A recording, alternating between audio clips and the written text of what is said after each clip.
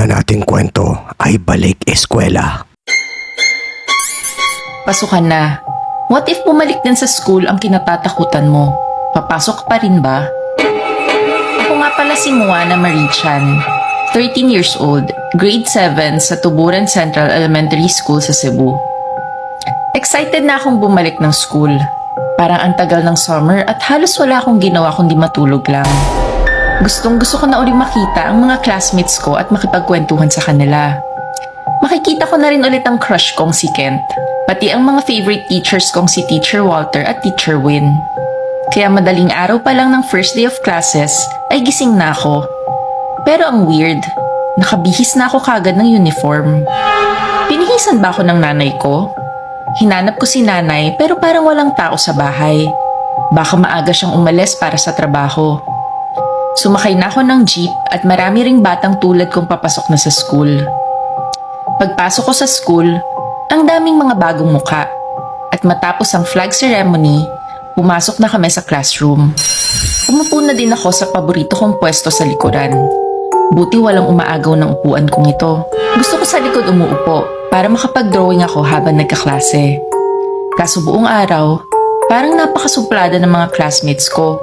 Kinakausap ko sila pero di nila ako pinapansin. Di pa rin sila nagbabago.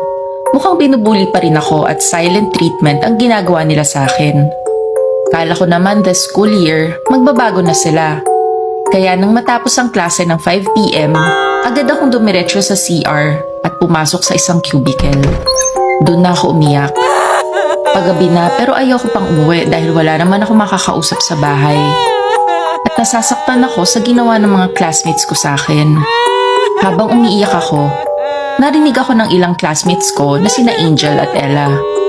Dati ko silang kaibigan pero binackstab din ako at ginawa ng chismis.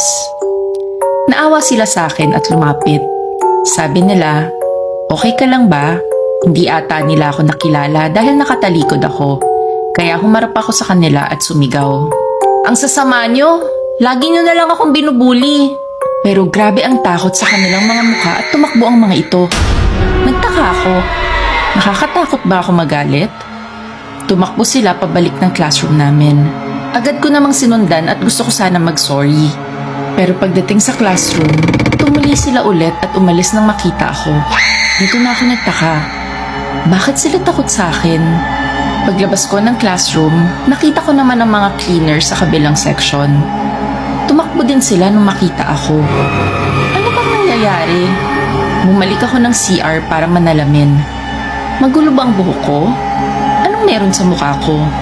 Ganun ba ako kapangit? Pero pagtingin ko sa salamin, maski ako ay kinalabutan sa nakita ko. Wala na akong ulo at puro dugo ang aking uniform. Gulong-gulo ako. Anong nangyari sa akin? Umikot ako sa school para maghanap ng kasagutan. Hanggang sa nakita ko ang isang memorial para sa akin. May dyaryo pang nakakabit sa tabi ng picture ko. Pinatay pala ako last year at pinugutan ng ulo. At hanggang ngayon, hindi pa rin nahuhuli ang suspect.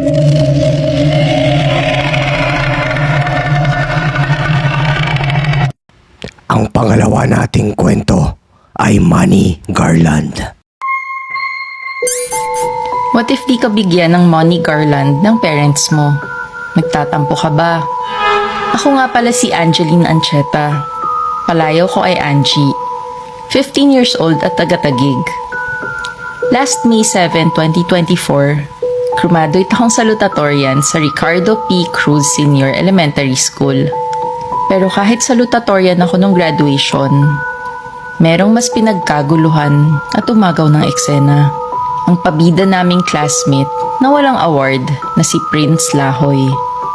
Mayaman sila Prince at ang pasabog ng nanay niyang si Chien Lahoy ay ang money garland worth 1 million pesos. Sinabit ito kay Prince at napakahaba ng garland, parang kapa na. Maraming nag-video nito at naging viral din sa TikTok. Madami talaga silang pera dahil vlogger ang nanay niyang si Chien. Pero tama ba ang ginawa nila?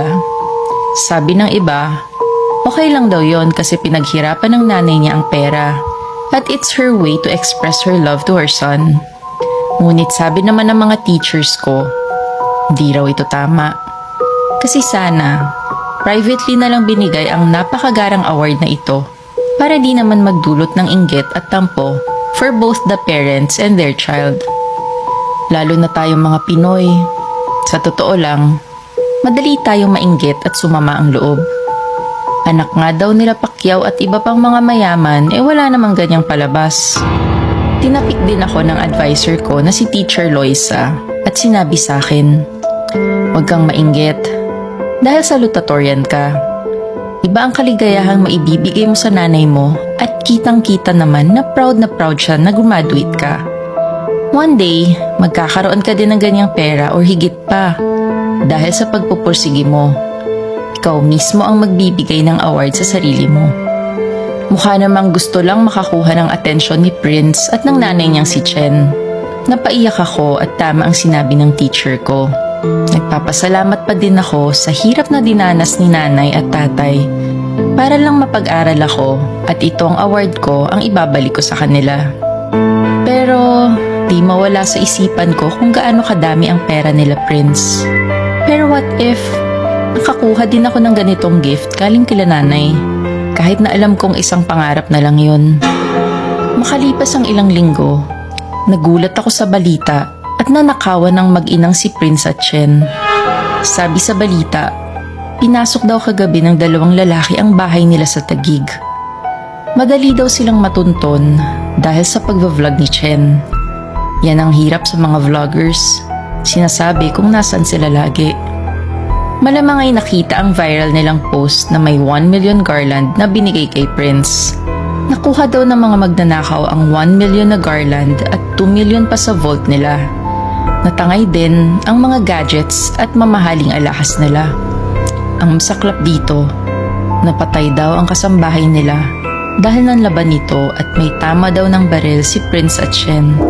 Nagpapagaling daw ang mag-ina sa St. Luke's Hospital sa BGC. Natakot at nabahala ako sa balitang ito. Mahirap din pala talagang nagpo-post at nagbibida ka na may pera ka. Madaming masasamang loob sa bansa na pwedeng makapanood nito. Kaya ingat din tayo bago mag-post. Naikwento ko ito sa mga classmates ko at nagulat din sila sa nangyari. Balak naming dalawin bukas sa hospital si Prince. Nang araw na yon, bago umuwi galing sa school, dinalaw ko ang pinsan kong si Cydrix at ang tito kong si Joseph. Tinanong ko kung naging okay ba ang lakad nila kagabi. At sinabi nilang okay naman daw. At tuwang-tuwa sila sa tip na binigay ko sa kanila. Madami silang bagong gadgets, alahas, lalo na pera. Kung hindi nyo na itatanong, riding in tandem nga pala ang trabaho ng tito at pinsan ko. Inabot nila sa akin ng isang money garland. Gift daw nila sa akin dahil masipag daw akong mag-aral at graduate bilang salutatorian. 1 million pesos ang garland na ito. Grabe ang tuwa ko. Ngayon pa lang ay iniisip ko na ang mga pwede kong mabili sa perang ito. Familiar ba sa inyo ang garland na ito? Kaya kayo, mag-ingat sa mga pinupost nyo, lalo na kung pera. Hindi nyo alam kung sino ang mga nakakakita.